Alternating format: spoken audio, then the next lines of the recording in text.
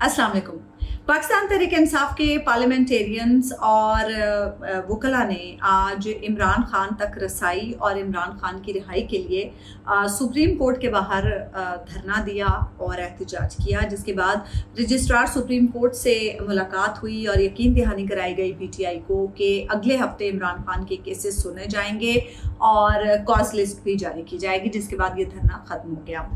मैं ये सोच रही थी कि कितनी खुशकिस्मत है सुप्रीम कोर्ट ऑफ पाकिस्तान के 26वीं और 27वीं आईनी तरमीम के बाद जिस सुप्रीम कोर्ट का वक़ार, जिस सुप्रीम कोर्ट का इख्तियार छीन लिया गया, आज भी इस मुल्क की सबसे बड़ी जमात उस सुप्रीम कोर्ट को इतनी इज्जत देती है कि इंसाफ मांगने के लिए उस सुप्रीम कोर्ट के दर पर आती है और आस और उम्मीद रखती है उस सुप्रीम कोर्ट से कि वो सुप्रीम कोर्ट उसे इंसाफ फराहम करेगी, और इज़्ज़त देती है उस अदलिया को कि बजाय इधर उधर जाने के उस अदलिया के दर पर आती है, उन जजेस से इंसाफ मांगती है। ये बहुत बड़ी बात है, वरना जिस तरह से इस हुकूमत ने मोम की नाक की तरह अदलिया को मोड़ रखा है, उसके बाद तो मेरे ख्याल से कोई भी इस अदलिया के पास ना फटके। लेकिन पाकिस्तान तहरीक इंसाफ की हिम्मत है भाई कि वो सुप्रीम कोर्ट जिसने बल्ले के निशान वापस लेने का फैसला दिया, वो सुप्रीम कोर्ट जिसने मखसूस नशिस्तें पीटीआई से वापस लेके दूसरी जमातों में बांट दी, वो सुप्रीम कोर्ट जिसने सिविलियंस का मिलिट्री ट्रायल जायज़ करार दिया, उसी सुप्रीम कोर्ट के दर पे पाकिस्तान तहरीक इंसाफ बार बार आती है और बार बार ये उम्मीद रखती है कि उसे इंसाफ भी मिलेगा। बड़ी अच्छी बात है।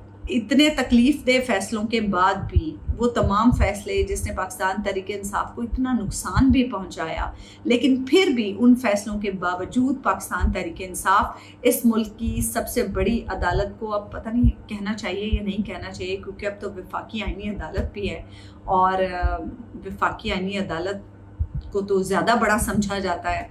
तो लेकिन बहरहाल तहरीक इंसाफ आज भी इस मुल्क की सुप्रीम कोर्ट को इज्जत दे रही है और इस मुल्क की सबसे बड़ी अवामी जमात होकर जा रही है सुप्रीम कोर्ट के दर पर और इंसाफ मांग रही है। अब इसमें एक पॉइंट ये है कि अलीमा खान साहिबा भी ये बात पहले कई बार कह चुकी हैं कि अदलिया में जजेस हिम्मत करें, हम अदलिया का साथ देंगे, यानी पाकिस्तान तहरीक इंसाफ इस अदलिया का साथ देगी अगर जजेस हिम्मत करें। फिर आज सोहेल आफरीदी साहब ने जब मीडिया से गुफ्तगू की तो सोहेल आफरीदी ने कहा, जो एक इंटरव्यू सोहेल आफरीदी साहब का एक नहीं बल्कि कई इंटरव्यूज़ चले मुख्तलिफ चैनल्स पर, लेकिन हामिद मीर साहब ने जो इंटरव्यू किया उसके हवाले से सोहेल आफरीदी ने एग्जाम्पल देते हुए कहा कि बहुत दबाव था हामिद मीर पर, लेकिन उन्होंने स्टैंड लिया और इंटरव्यू चलाया, और एक बंदे ने स्टैंड लिया तो फिर बाकियों ने भी स्टैंड लिया और बाकियों ने भी इंटरव्यूज़ चलाए। तो इसी तरह उन्होंने मिसाल देते हुए ये कहा कि अगर इसी तरह एक जज स्टैंड ले तो बाकी जजेस भी हिम्मत पकड़ेंगे, तो अदलिया को स्टैंड लेना चाहिए। ठीक है, शायद पाकिस्तान तहरीक इंसाफ अपनी जगह पे बिल्कुल ठीक सोचती होगी, क्योंकि सोहेल आफरीदी का कहना था कि लोग अदलिया की तरफ देख रहे हैं, अवाम अदलिया से उम्मीद रखती है। मेरा नहीं ख्याल, मुझे लगता है कि शायद पाकिस्तान तहरीक इंसाफ को ज़्यादा उम्मीदें हैं अदालत से। आम आदमी को इस अदलिया से अब कोई उम्मीदें नहीं हैं। वो अदलिया जो इंतज़ामिया के मातहत हो चुकी हो, वो अदलिया जहाँ जजेस की तैनातियाँ इंतज़ामिया की मर्ज़ी से होती हों, जहाँ जजेस के तबादले इंतज़ामिया की मर्ज़ी से होते हों, जहाँ सीनियरिटी के उसूलों को मद्देनज़र रखा ना जाता हो, उस अदलिया से एक आम आदमी क्या तवक्कुआत रखेगा।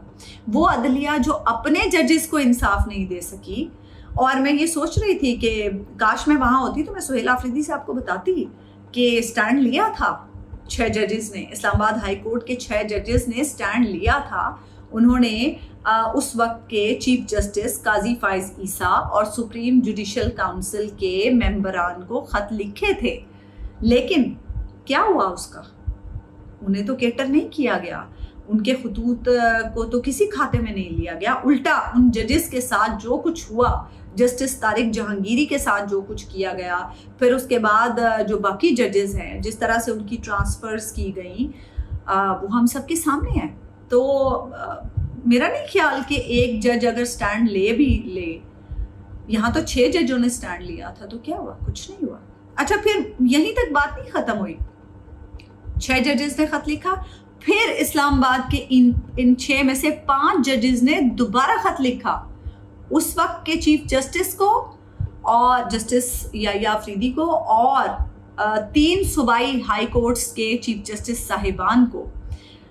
چلیں پہلا خط میں مان لیتی ہوں، جو پہلا خط اسلام آباد ہائی کورٹ کے 6 ججز نے لکھا وہ عدلیہ میں مداخلت کے حوالے سے تھا. ٹھیک ہے، میں مان لیتی ہوں کہ شاید عدلیہ اس معاملے میں بے بس ہوگی، عدلیہ کچھ نہیں کر سکتی ہوگی کیونکہ یہاں پر معاملہ اداروں کا تھا، میں مان لیتی ہوں. لیکن جو دوسرا خط تھا وہ تو عدلیہ کے اندر کے معاملات پر تھا، وہ تو عدلیہ کے اصولوں کے بارے میں تھا، وہ تو سینیورٹی اور ججز کے تبادلوں اور تقرر کے حوالے سے تھا. اس پر عدلیہ نے کیوں سٹینڈ نہیں لیا؟ اگر عدلیہ اپنے ججز کے کہنے پر، اپنے ججز کے کنسرنز پر سٹینڈ نہیں لے سکی ہے، سہیل آفریدی صاحب، علیمہ خان صاحبہ، آپ لوگوں کے لیے عدلیہ کہاں سے سٹینڈ لے گی؟ اور یہ وہ عدلیہ ہے جو اس وقت انتظامیہ کے تابع ہو چکی ہے. تو میں یہ سمجھتی ہوں کہ عدلیہ کا بیڑا غرق اس عدلیہ نے خود ہی کیا ہے، اور اب سٹینڈ لے بھی لے تو کوئی فرق نہیں پڑے گا کیونکہ بہت لوگ ہیں. اور پھر جس عدلیہ میں سیاسی جماعتوں کی ریکمنڈیشنز پر ججز کی تعیناتیاں ہو رہی ہوں، وہاں سٹینڈ کون لے گا؟ میرا نہیں خیال کہ وہاں کوئی سٹینڈ لے گا. تو یہ تو آپ بھول ہی جائیں کہ اب عدلیہ میں کوئی سٹینڈ لینے والا ہے.